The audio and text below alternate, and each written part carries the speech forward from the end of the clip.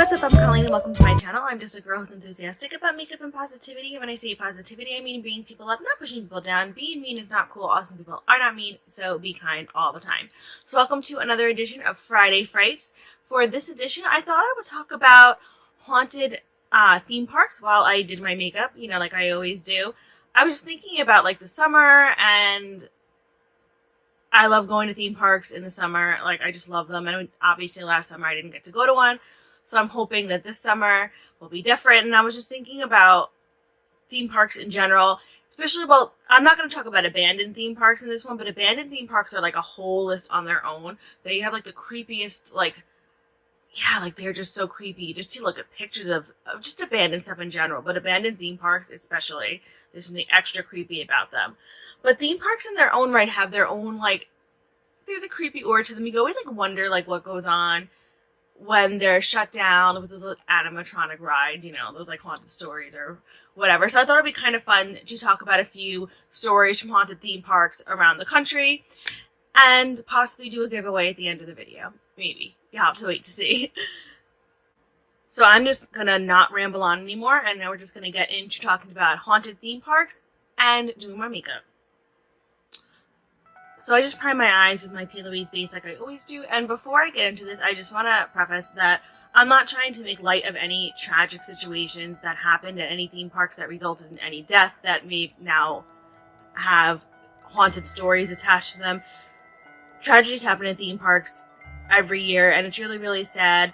I'm trying to pick stories that don't really link themselves to too many tragedies, just because I think that's really, really sad. I just wanted to preface that, like, I'm not trying to make light of anything that terrible that happened at a theme park or anything like that. So I'm going to use the brand new palette to me, Viziart's Paris Love Letter palette. It's just so cute. It looks like that. Still has the plastic on it. So all these stories are just things that I found on the internet. I'll of course link them below in case you are interested. The first story I'm going to talk about happened in Ohio, and it is at Kings Island theme park in Ohio. So according to lots of visitors, Kings Island has a lot of ghosts that roam the theme park. One of them is a young girl in a blue dress. They believe she passed away in the 1800s. And they believe she's actually buried on the island cemetery. They report seeing a young girl in a blue dress, and they know her as either Missouri Jane or Tram Girl, and people usually see her around the International Restaurant and Whitewater Canyon ride.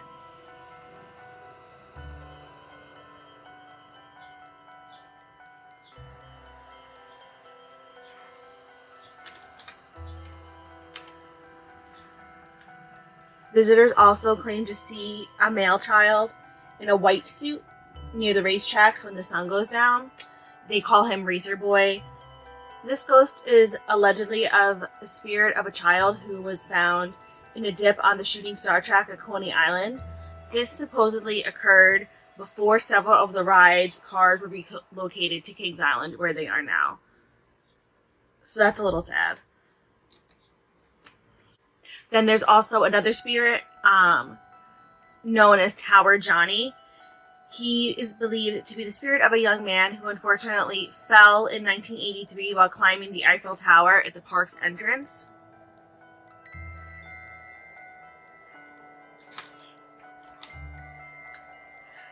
And aside from these three spirits, many ghosts are believed to haunt the nearby ammo factory. The factory is said to have several explosions throughout the last century, which when combined ended the lives of at least 30 people and injured many more.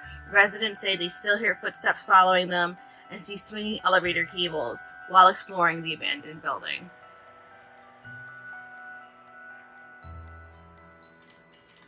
The next theme park I'm going to mention is actually one that I've been to many, many times, and that's why it's actually on this list. It is Six Flags Great Adventure in New Jersey. It is in Jackson, New Jersey. It's not super close to me. It's about 2.5 hours. I haven't been there in years, but it was one of those things like when I was in college and when I was in high school, like was, you know, day trips that you would take to go there. It has amazing roller coasters. I love roller coasters. I mean, I love theme parks in general, but I love roller coasters. And it was just a really fun it's a really fun park to go to. It has safari, which we did once. It was like a drive-through safari, which I mean, it probably isn't great for the animals. And at a water park, which I've never actually done, but I've done the theme park, like, still, oh my god, so many times. Me and my friend one time went in college, and it was a day that it was supposed to overcast, so it was like a little bit of a drizzle, but the park was like not, it was like empty because a lot of people like didn't go that day. And we learned that yes, you can ride your favorite roller coasters too many times.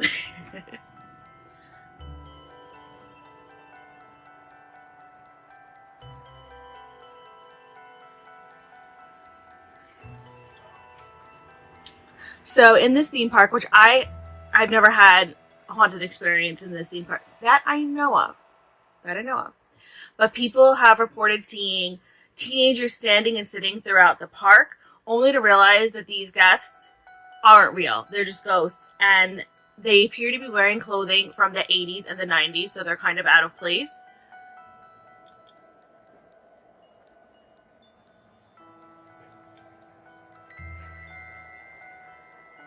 And this claim is a little bit eerie because in 1984, unfortunately, 8 teenagers became trapped and ultimately perished in the park's haunted castle attraction.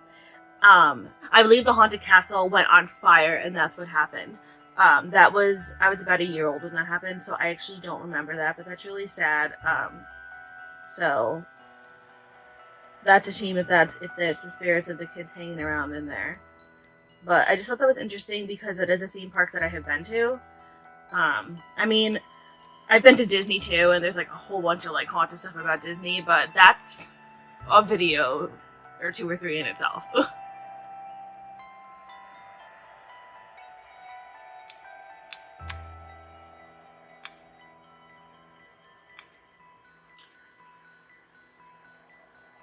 Another theme park that is said to have some scary sightings is Busch Gardens in Tampa Bay, Florida. Sorry, I keep looking over here. The way my setup is, I can't have my notes like right in front of me, and I'm not good at memorizing a lot of this stuff. It's a lot of like information, and doing my makeup, so I always have to look over, so I apologize. Maybe one day I'll get more professional and like I won't have to do that.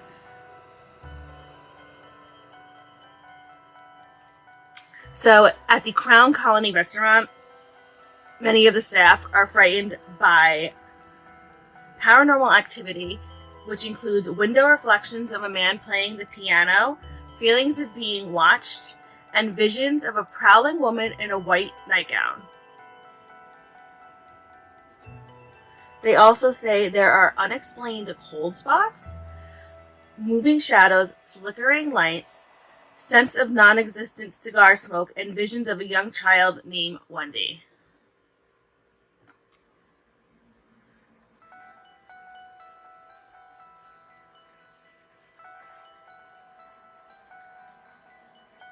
Also in this article, it says that a veteran employee of the restaurant says that the 4th floor has a presence, and it says this employee said almost any time you're up there by yourself and go up to press the elevator button, you get an unexplained cold chill, and the hair on the back of your neck stands up. That's eerie. I've never been to Busch Gardens at all. It's always been on my list of theme parks to go to. If any of you obviously have been to any of these theme parks on my list, let me know whether you've seen any haunted experiences or not. I would just love to know your experiences at the theme parks in general, because I love theme parks. So, yeah, I'm always interested. And then if you've had like haunted experiences, please let me know in the bottom. I always love hearing those stories. And I didn't mean to sound like super excited about that, but I mean, it's interesting to me.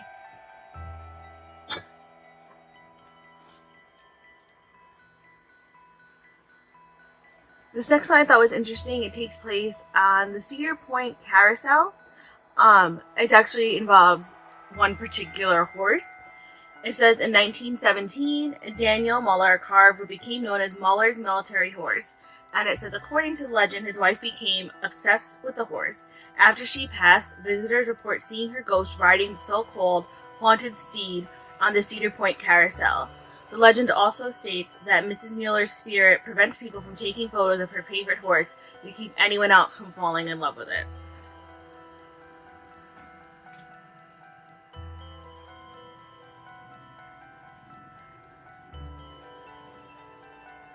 That would be eerie. Could you imagine like riding a carousel and just like turning and like seeing just a ghost of somebody? Like, carousels are one of those things that too, like, they can be like so childish and so like fun, but there's that eeriness of the carousel music. Like, it can be haunting. I like carousels though. I think they're really fun. They're like that fun ride to calm you down after like all the crazy like roller coasters and stuff. That carousel, the original carousel is no longer, while the original carousel horse is no longer riding, a replica of Mueller's military horse can be found at the Merry-Go-Round Museum, and visitors who go there claim that Mrs. Mueller still takes nightly strolls around the museum to admire the steed.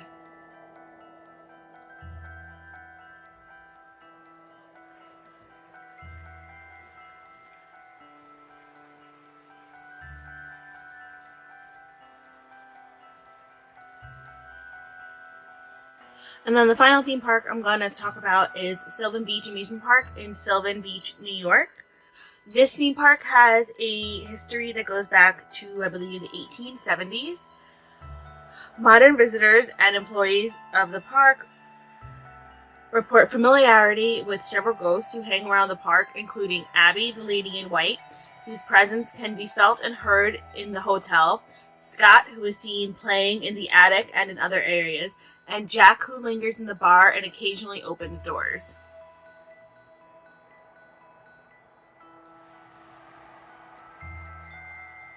Unfortunately, all three spirits are said to have perished on the amusement park's premises, with Scott being found in the Treasureland attraction. People also claim to hear coins dropping while on the Park After Dark ghost tours. And when the show was visited by Sci-Fi's ghost hunters, they claimed that the spirits are benevolent, only haunting the grounds because of the love of the park.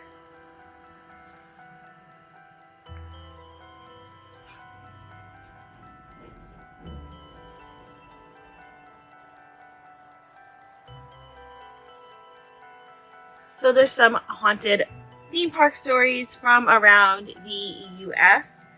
Let me know what you guys thought of them. Have you guys ever had any haunted experiences at theme parks? Have you, like I said, been to any of those theme parks? You know, just let me know. I'm always interested to hear what you guys have to say in general. I like, you know, your comments and everything. I know sometimes I'm very slow about getting back to you guys. It's just, a lot of the times, like, I see your comments when I'm at work and things like that. They pop up on my phone and I can't do it. And then I have, like, the best intentions to go back. And then life happens and I apologize. But I'm trying to get better about it. I really am.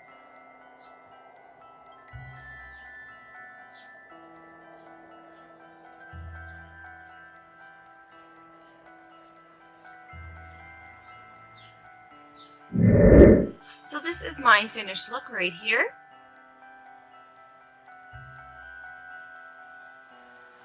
I really, really like it. This is the first time I'm actually using a Vizier palette. I've always wanted to try them, but they're an expensive brand. But I got this during Sephora's VIB sale, and it's actually one of their less expensive palettes, and I just thought it was so pretty. I'll open it again and show you because it's really, really beautiful. I really, really liked it. I thought it performed. I mean, this is my first time using it, so I can't, like, you know, talk about wearability and all that kind of stuff, but performance-wise, it performed beautifully. And I really like this look. I'm really happy with how it came out. And I finished up with my lips with a Gerard Cosmetics Hydra Matte Lip Gloss, Hydra Matte Liquid Lip in West Coast.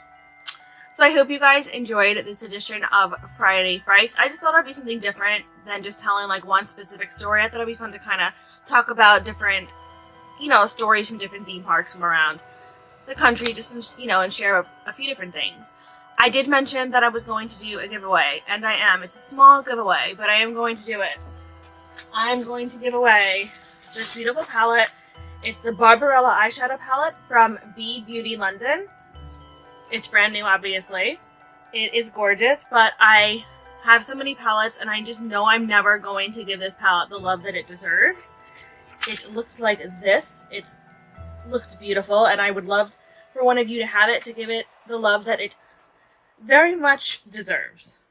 So the rules are, obviously, YouTube is not involved in this giveaway. You must be 18 years or older.